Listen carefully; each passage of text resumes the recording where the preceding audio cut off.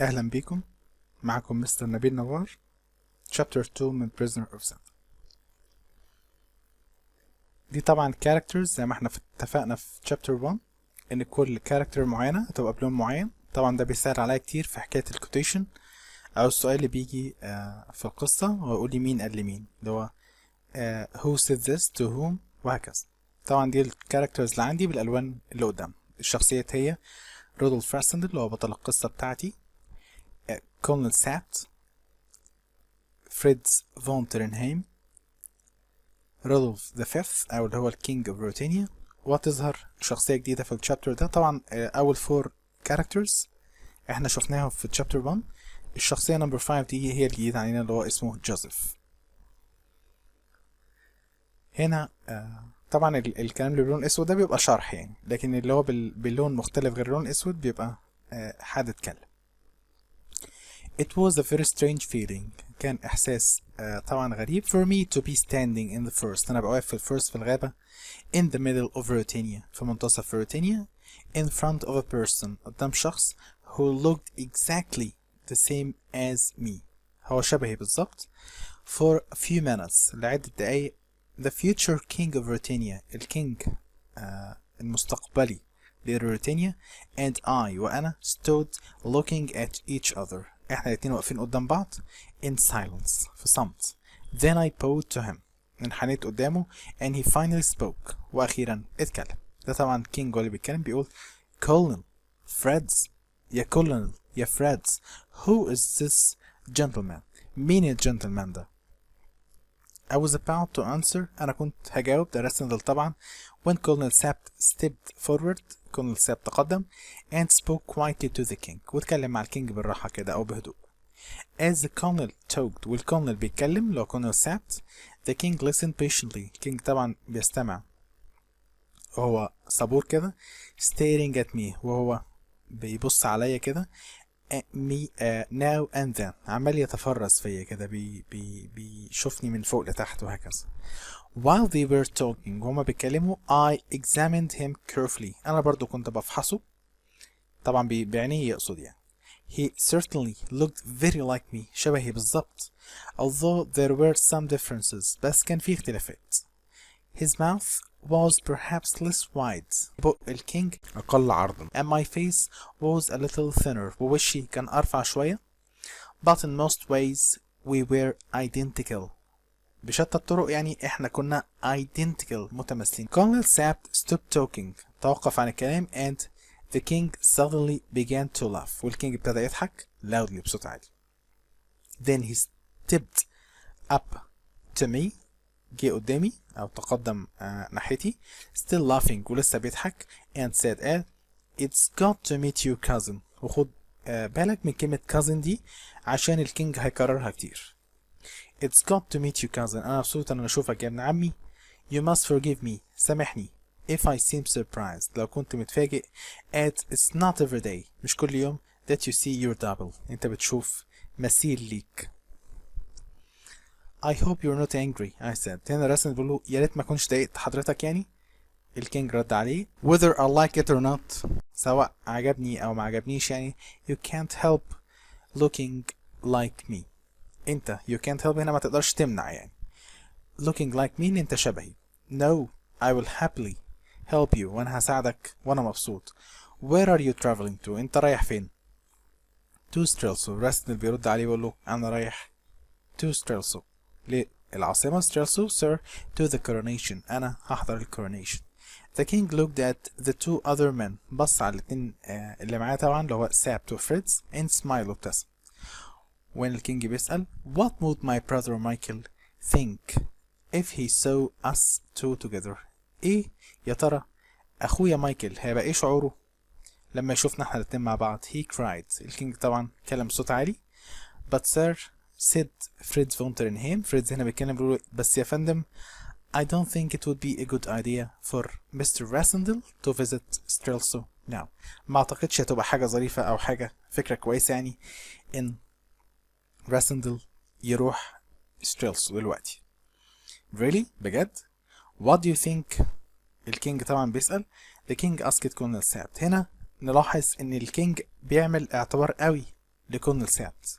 يعني هنا لما فريدز قال للكينج ان دي مش فكره ظريفه ان الرسم اللي يروح ستريسو، ما خدش بكلامه على طول كده، لا بيرجع لسابت، وهنلاحظ الكلام ده واحنا ماشيين في الستوري بتاعنا. بس دي نوت او ملحوظه لازم نحطها في ذهننا. I agree he mustn't go said the old soldier. طبعا هنا كولونيل سابت اكد على كلام فريدز وقال انا متفق مع فريدز، لا ما ينفعش يروح. Don't worry sir I understand the problem. هنا راسندل بيحكي طبعا او بيقول ما تقلقش يا فندم، بيقول الكينج انا فاهم المشكله. I said I will leave Britannia today. انا النهارده همشي واسيب بريطانيا. هو طبعا مش عايز يروح الكورونيشن ويعمل مشكله عشان الناس ممكن تبقى puzzled متحيره، يعني مين فيهم الكينج، لان الاتنين شبه بعض. فهنا الراسندل مش عايز يخلق مشكله. You don't need to go now said the king. هنا الكينج طبعا بيعزم على الراسندل، بيقول له طب انت لو هتمشي مش دلوقتي. Please first الأول you must eat with me tonight. أنت تقعد معايا النهاردة وتاكل معايا. You don't meet a new cousin every day. لأن الواحد ما بيقابلش cousin جديد كل يوم، وطبعا يقصد لأنه شبهه. Remember sir. طبعا هنا الكينج هنلاحظ واحنا ماشيين في القصة إن هو شخصية مستهترة شوية. مين بقى اللي بيفوقه أو بيذكره بواجباته؟ كولونيل سابت هو اللي بيقوم بالمهمة دي. هنا في اللحظة دي كولونيل سابت بيعمل كده، بيقوله remember sir افتكر يا فندم that we have an early start tomorrow. ان احنا مفروض بكرة هنبدأ بقى. said كولونيل سابت we can still eat well. طبعا كينج بيكسر كلامه بيقوله احنا لسه عندنا وقت ناكل كويس. said the king and good food is more important than sleep. والاكل الكويس اهم من النوم. now Mr. راسندل what's your first name. هنا بيقوله يا راسندل انت اسمك الاولاني ايه؟ طبعا راسندل رد عليه قاله the same as yours. نفس اسمك. I answered. رديت عليه bowing again وانحنيت قدامه طبعا تاني. come on then cousin Rudolph I don't have a house here. بيقوله يا ابن عمي رودولف انا ما عنديش بيت هنا but I'm staying in the place my brother Michael uses for hunting. بس انا قاعد في البيت اللي اخويا مايكل بيستخدمه للصيد. it's not the palace. مش ده القصر that I'm used to ان انا متعود عليه but it will do for a few days. بس ده هيقضي الغرض كام يوم دول. so I walked with the king for half an hour. انا مشيت مع الكينج لمدة نص ساعة through the forest في الغابة talking happily بتكلم معاه بسعادة until we reached a small wooden hunting lodge لغاية لما وصلنا عند الهانتنج لودج الخشبي ده، وطبعا المكان للصيد او من اجل الصيد بيقعد فيه يعني ديوك مايكل المفروض. between the trees بين الاشجار. the king's personal servant الخادم الشخصي للكينج came out to meet us طلع عشان يقابلنا. the other servants الخادم التاني او الخادمة التانية was the mother of Johan كانت مامة جوهان. the man who I had met earlier الشخص اللي انا قابلته at the end. اللي انا قابلته earlier يعني من قبل، يعني at the end في الان او small hotel اللي احنا قلنا عليه. is dinner ready yet Joseph. هو الدينر جاهز يا جوزيف. the king asked the servant تقول له العشاء جاهز يا جوزيف. هنا الكينج بيسأل الخادم بتاعه. the servant said it was and showed us into the dining room. قال طبعا ان العشاء جاهز وورانا غرفة الطعام where a table had been laid. كان في ترابيزة محطوطة out with generous amounts of food عليها كميات كبيرة من الأكل. after my walk بعد ما مشيت شوية I was hungry كنت جعان. so I ate a lot كلت كتير and the food was delicious الأكل كان لذيذ. but I noticed that Colonel Sapt and Fred's founder on him didn't want to eat too much مش عاوزين ياكلوا كتير because of the events the next day عشان الأحداث اللي هيمروا بيها بتاني يوم. طبعا مش عايزين يتقالوا يعني. the Colonel and I have to leave here at 6 o'clock tomorrow morning. Fred's explained. طبعا فريدز بيشرح بيقول أنا والكولونيل المفروض هنمشي بكرة الساعة 6 الصبح. we ride to Zenda هنفضل نركب الحصانة بتاعتنا لغاية زندا and return with a guard of soldiers بمجموعة حراس to take the king to the station عشان ناخد الكينج للمحطة. it's طبعا كينج هنا بيتكلم it's very good of my brother دي حاجة ظريفة من أخويا to let me use his guards أنا يخليني أستخدم الحراس بتوعه said the king but Rudolph forgive these two men بيقولوا انسى أو فكك من الاتنين دول يعني we don't need to get up so early مش محتاجين نصحى بدري قوي so eat some more cousin كل أكتر يا ابن عمي we continued to eat احنا فضلنا ناكل and Joseph continued to bring in more food وجوزيف مستمر يجيب في الأكل the Duke ده طبعا جوزيف اللي بيتكلم بيقول the Duke said I was to give you this الديوك قال إن أنا أديك دي at the end of your meal في نهاية وجبتك خدوا بالكم الكوتيشن ده مهم جدا ليه؟ لأن جوزيف ما قالش غير الجملة دي تقريبا في القصة كلها تاني بيقول the Duke said I was to give you this الديوك بيقول لي إن أنا أديك دي at the end of your meal في نهاية وجبتك طبعا ده بيتكلم الكينج said the servant الخادم بيقول putting some cakes in front of us وحطوا قدامنا كيك يعني بيقولوا ديوك مايكل من الآخر كده هو اللي باعت لك الكيكة دي وطبعا المنظر قدام well done مايكل برافو عليك يا مايكل he knows me well عارفني كويس قوي ده طبعا كينج بيتكلم said the king happily بيقول هو مبسوط and he ate the cakes أكل الكيكس hungrily بشراهة as if they were the first thing كأنها أول حاجة he had eaten all day أكلها من بداية اليوم I ate one of the cakes أنا أكلت بس واحدة من الكيكس ده رسم طبعا but I had really eaten enough لأن أنا أكلت بما يكفي and when the king seemed to have finally finished eating ولما الكينج خلاص بقى اكتفى من الأكل I asked it to go to bed طلبت منه إن أنا أروح أنام that is all I remember of that evening ودي كل حاجة افتكرتها في هذا المساء the next thing تاني حاجة I remember I woke up suddenly covered in water أنا أوقظت فجأة مغطى بالمياه يعني حد دلق عليه مي I looked up and saw Colonel Sapt بصيت لفوق وشفت Colonel Sapt standing in front of me واقف قدامي with Fred von Turnheim next to him وفريدز طبعا واقف جنبه طبعا راسنا هيتكلم that wasn't funny دي مش حاجة ظريفة يعني دي مش حاجة تضحك I said راسندل بيقول when I realized أدركت that Colonel had thrown water over me إن الكولونيل هو اللي دلق عليا مي طبعا سابت بيتكلم nothing else would wake you up لأن مفيش حاجة تاني كانت هتصحيك it's 5 o'clock الساعة 5 ست سابت راسندل رد عليه 5 o'clock but it's early and ولسه هيكمل براسندل ده طبعا فريدز ست فريدز اللي هو باللون اللبني اللون ده ان شاء الله مكمل للشابترز اللي جايين يعني انا ثبت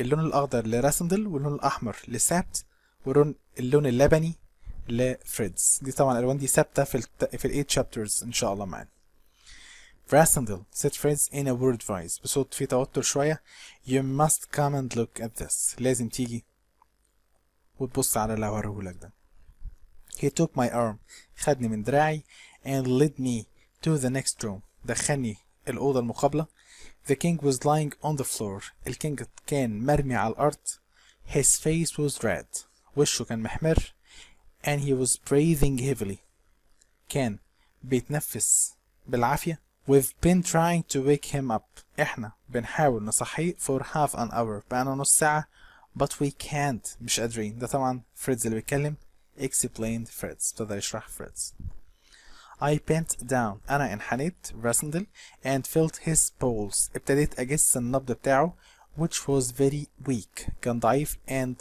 slow وبطيء طبعا راسندل بيتكلم It must have been those cakes أكيد الكيكس دي that he ate last night لو أكلها الليلة اللي فاتت Do you think he was poisoned? I asked طبعا راسندل بيسأل بيقول انتوا تعتقدوا ان هو اتسمم We don't know said سابت تقول ما نعرفش We must get a doctor لازم نجيب دكتور رد عليه فريدز There is no doctor for 15 kilometers مفيش دكتور إلا على بعد 15 كيلومتر and even 1,000 doctors ولا 1000 دكتور won't make him better today ولا 1000 دكتور هيخلوه كويس النهاردة said Fritz. But what about the coronation? I cried. طبعا راسندل بيتكلم صوت عالي. طب والكورونيشن يا جماعة؟ فريدز رد عليه We must tell the people احنا لازم نقول للناس of Ruritania that he is ill. لازم نقوم لشعب روريتانيا ان هو تعبان said فريدز. طبعا فريدز اللي بيتكلم. رد عليه سابت If he's not crowned today لو ما اتوجش النهاردة I don't think he will ever be king. ما اعتقدش ان هو ممكن يبقى king تاني said سابت. But why? I asked. طبعا راسندل بيسأل ليه؟ رد عليه سابت The whole country is waiting for him today. يعني البلد كلها مستنياه النهاردة. Most of the army is waiting to ومعظم الجيش برضه مستني with Duke Michael leading it تحت قيادة ديوك مايكل. They won't be happy. مش هيبقوا مبسوطين said سابت. وسابت طبعا هو اللي بيتكلم بيقول الكلام ده. فريدز رد We must tell everyone what's happened. احنا لازم نحكي للكل على اللي حصل and make the most of it ونستغله أقصى استغلال said Fritz getting up to leave. فريدز طبعا بيقول الكلام ده وقايم يتحرك. طبعا ده منظر الكينج واقع قدامنا زي ما في الصورة.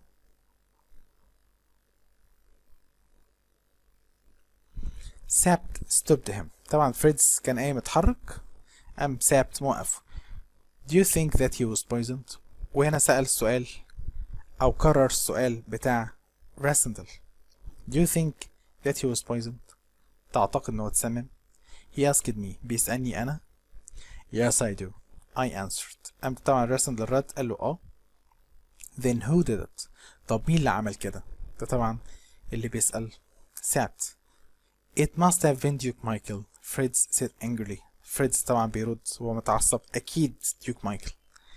Yes, he did this so that his brother cannot be crowned. طبعا سابت اللي بيقول هو عمل كده عشان أخوه ما يتوجش. continued سابت وابتدى يكمل حواره.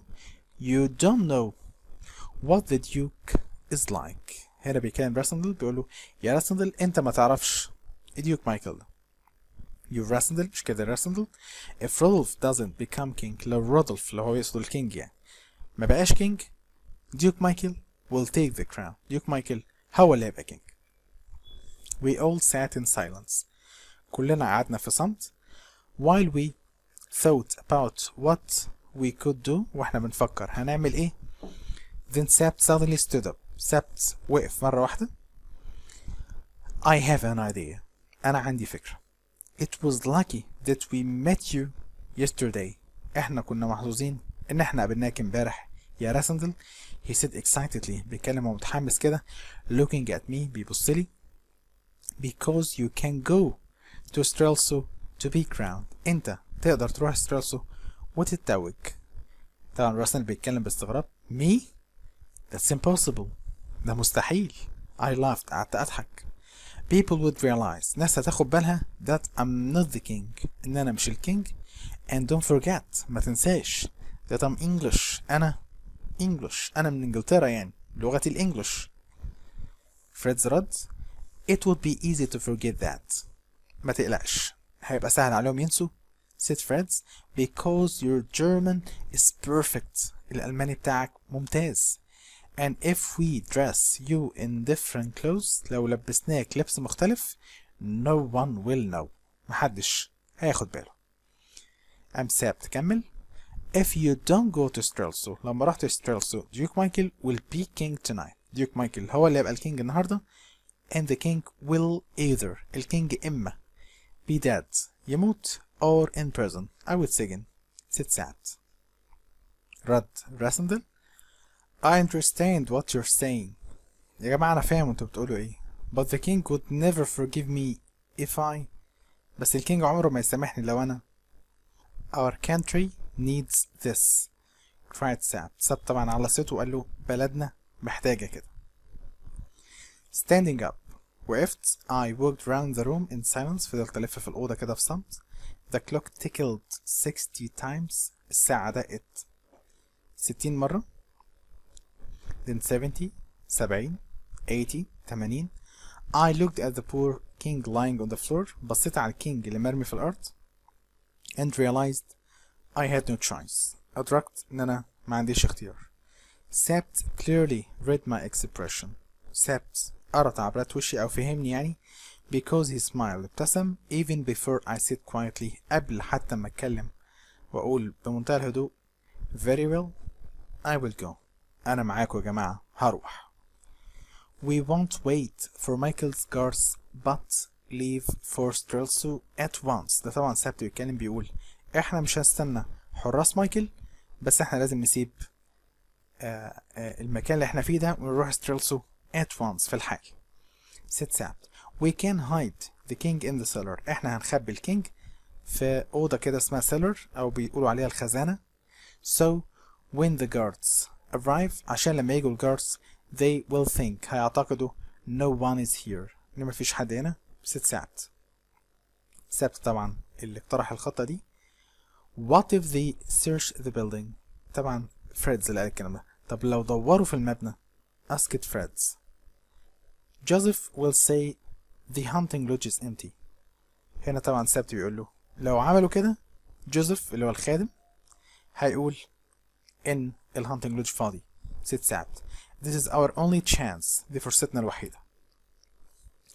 How will we get the king to Strelso. I asked. طبعا هنا الرسم بيسأل بيقول طب احنا هنودي الكينج ستريلسو ازاي العاصمة يعني بعد ما انا مثلا اروح واحضر الكورونيشن وكل حاجة الكينج يرجع ازاي بقى. هنا سبت رد عليه tonight we sleep in the palace. النهاردة هننام في البالاس في القصر اللي هو في ستريلسو. said سبت as soon as we are alone in the king's bedroom. لما نبقى لوحدينا في أوضة النوم بتاعت الكينج you and I انت وانا leave هنمشي او هنغادر and come back here on our horses وهنرجع هنا تاني في الهانتنج لودج بالحصانة بتاعتنا. فريدز can stay. فريدز يفضل قاعد and guard the king's bedroom ويحرس الأوضة بتاعت الكينج in the palace في القصر. and I will tell Joseph. أنا هقول لجوزيف to get the king ready يجهز لنا الكينج for the journey back. ده رحلة العودة اللي هو يرجع تاني البالاس يعني.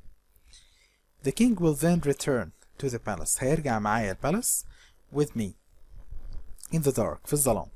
Meanwhile في الوقت ده you will ride as fast as you can. انت هتسوق بأقصى سرعة تركب الحصان يعني to the border عند الحدود and try to leave the country وتحاول تسيب البلد before it's light قبل ما الدنيا تنور. Do we all agree on this plan. كلنا متفقين على الخطة دي اللي هي في الأساس خطة سبت يعني. راسندل I agree. أنا موافق. فريدز برضو رد It's a good plan. دي خطة جميلة. said فريدز. سبت and فريدز picked up the king. رفعوا الكينج and began to carry him out of the room. ابتدوا خرجوه من الأوضة. But we realized أدركنا we were being watched إن احنا متراقبين by Johan's mother عن طريق مامة جوهان who looked at us with strange expression. كانت بصلنا بتعبيرات غريبة كده تعبيرات وشها يعني كانت غريبة before walking off قبل ما تمشي. I think she heard us. said سبت. سبت بيقول أعتقد إنها سمعتنا. After we have moved the king I will speak to her. بعد أما نحرك الكينج هتكلم معاه. Meanwhile في الوقت ده Joseph began to dress me in some of the king's clothes. جوزيف ابتدى يلبسني لبس الملك. When Fritz returned لما فريدز رجع he looked at me and said بصلي وقال لي you know I think we can do this. انت عارف او واخد بالك احنا ممكن نعملها. What happened to Johan's mother asked. طبعا برسن بيسأل ايه اللي حصل لمامة جوهان. فريدز رد عليه she's locked in the cellar. حبسناها في السيلر في الخزانة دي with the king مع الكينج. Joseph will let her out. جوزيف هيخرجها later بعدين after Michael's gone بعد ما مايكل يكون مشي. But I'm sure أنا متأكد when they find that the king is not here لما ما يلاقوش الكينج هنا Michael will realize هيعرف أو هيدرك we know about his plan إن احنا عارفين خطته. طبعا فريدز لسه قال الكلام ده. سبت بقى رد عليه let's go يلا نمشي said Sabt returning into the room. وقام رجع تاني الأوضة. فريدز بيتكلم. Is all safe here? كله تمام هنا؟ asked فريدز. فريدز بيسأل.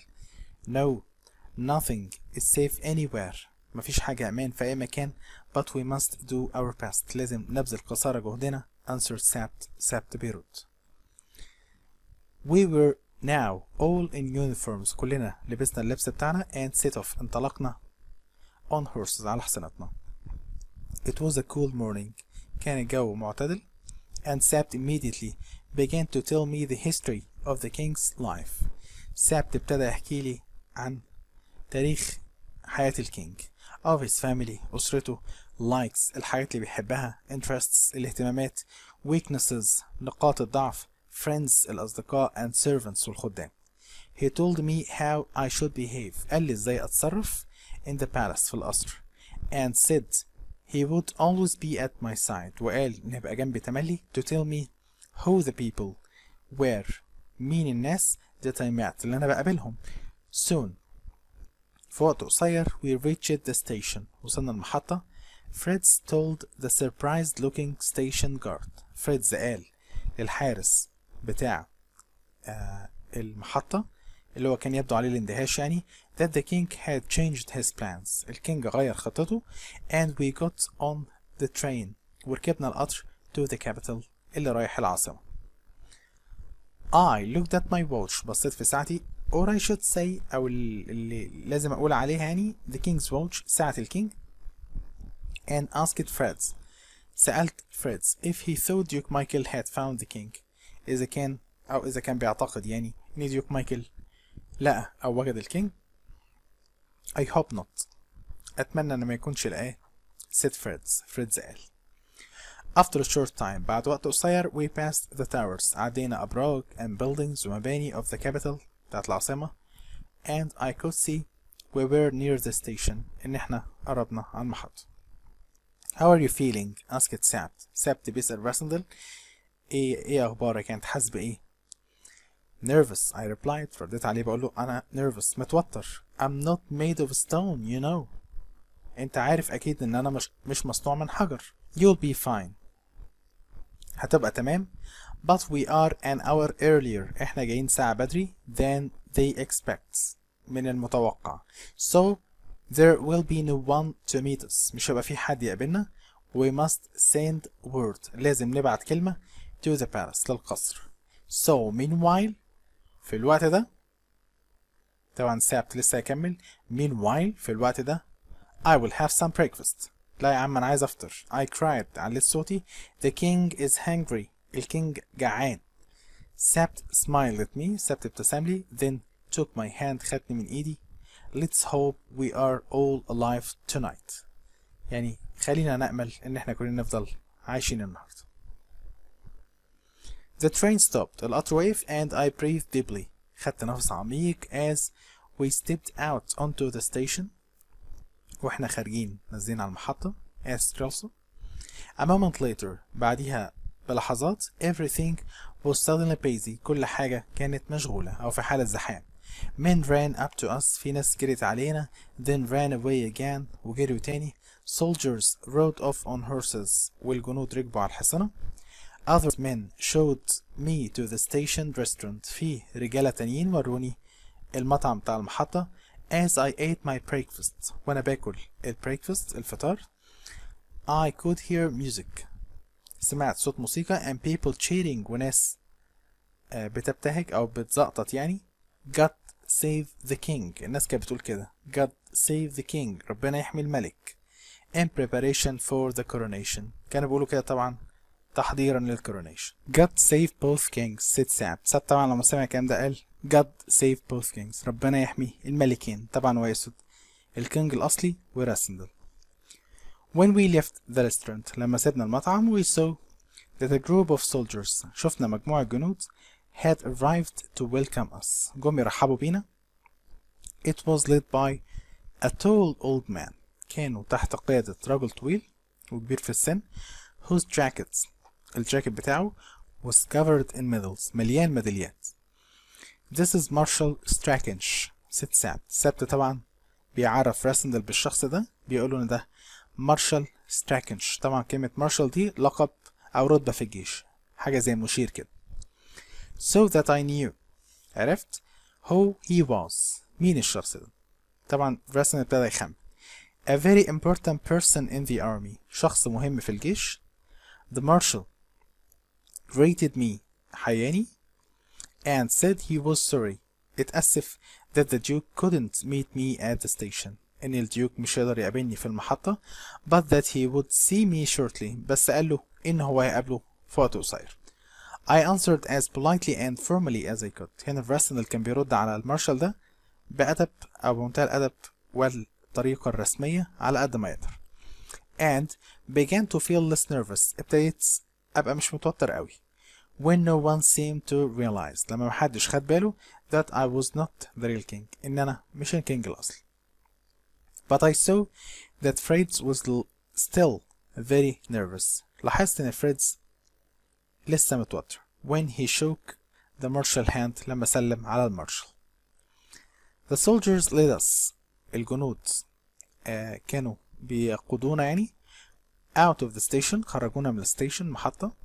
where we got onto horses، وركبنا الحصانة that were waiting outside، كانت مستنيانا في الخارج برا المحطة. I began to ride through the capital، ابتديت أركب وأمشي من خلال العاصمة. with the marshal on my right، المارشال على إيدي اليمين. and sapped on my left، على إيدي الشمال sapped. as we were riding، واحنا راكبين I saw that the city was partly old and partly new. أنا لاحظت إن المدينة بتاعت ستريلسو مقسمة لجزء قديم وجزء جديد. there were wide modern streets، كان في طبعا شوارع wide واسعة، modern streets حديثة. where the rich people lived in big houses، الناس الأغنياء كانوا عايشين في بيوت كبيرة. these were the people، الناس دي هي had always lived well، كانت عايشة عيشة كويسة under the king's father، تحت قيادة أو تحت حكم بابا الكينج اللي هو الكينج السابق يعني. and who would support the new king، وهم نفس الناس اللي هيدعموا أو هيساندوا الكينج الجديد because they knew، كانوا عارفين that nothing would change، إن مفيش حاجة تتغير. but behind the modern streets، ورا الشوارع الحديثة دي was a very different area، منطقة مختلفة تماما that made up، اللي كانت بتشكل the old town، المدينة القديمة دي. here thousands of people، هنا في آلاف الناس في المنطقة القديمة دي were crowded، كانوا مقتزين into tiny houses، في بيوت ضيقة which were old and hot in the summer. طبعا البيوت دي كانت قديمة وحر in the summer في الصيف، freezing cold متجمدة in the winter في الشتاء. these narrow streets، الشوارع الضيقة دي were where the city's many poor people lived، هي نفس الشوارع اللي كان عايش فيها الناس الفقراء. and these people، والناس دي didn't want things to stay the same، مش عاوزين الحال يبقى كما هو عليه. for that reason، وعشان كده they didn't like the king، مش عاجبهم الكينج and supported Duke Michael، وكانوا بيساندوا أو بيأيدوا Duke Michael who told them، اللي قال لهم he wanted things to be different، هو عاوز الوضع يبقى مختلف and give them hope for a better future، واداهم أمل في مستقبل أفضل. I knew that this area would not be very safe for me the king، أنا رودولف بيتكلم طبعا ككينج، أنا عارف إن المنطقة دي مش آمنة ليا.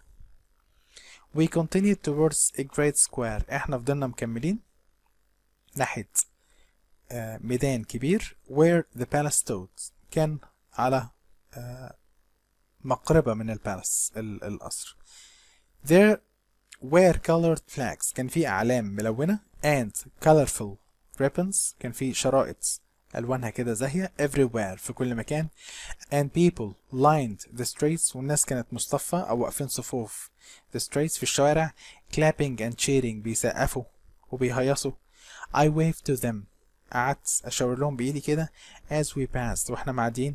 and people threw flowers down from balconies، وهم كانوا بيرموا ورود من البلكونات above me فوقي. one flower fell on my horse. في واحدة من الفلاورز دي وقعت على حصاني. so I picked it up. التقطتها and stuck it onto my coat. حطيتها في البلطو بتاعي. seeing me do this. لما شافني بعمل كده the marshal looked at me. المارشال بصلي. but I couldn't tell from his expression. ما فهمتش من تعبيرات وشه whether he was happy or angry. سواء كان مبسوط أو غضبان. nevertheless مهما يكن I smiled happily at the marshal. أنا ابتسمت للمارشال كده بسعادة. everything happily. أنا فسرت تعبيرات وشه إن هو مبسوط يعني. but that is really how I felt. بس بجد أنا ده كان إحساسي. the truth is at this moment في الوقت ده I really believed. كنت مصدق that I was actually the king. إن أنا فعلا الكينج. I looked up and laughed. بصيت فوق وضحكت. delighted مبسوط. to see so much color. أنا أشوف الألوان دي and so many happy faces وبشوش الناس السعيدة دي. then I looked again in surprise. بصيت كده في دهشة. there on a balcony. كان في واحدة من البلكونات above me فوقية was the proud smile. ابتسامة اللي فيها كبرياء of the traveler on the train. بتاعة المسافرة اللي كانت معايا على القطر أنطوانيت دو موبان. as she stared at me. وهي مبحلقالي كده. her expression changed. تعبير وشها اتغير. surely she knew. أكيد عرفت who I was. أنا مين. surely she would call out. أكيد هتنده بصوت عالي this is not the real king. أكيد مش ده الكينج. وطبعا هنا باللون الأخضر ده رسم اللي قال الكلام ده. بس هو كان معتقد إن أنطوانيت هي اللي بتقوله يعني. هي ما قالتش بس ده اعتقاده. فإذا الكوتيشن ده أو الجملة دي اتقالت عن طريق راسندل. ودي نهاية Chapter 2.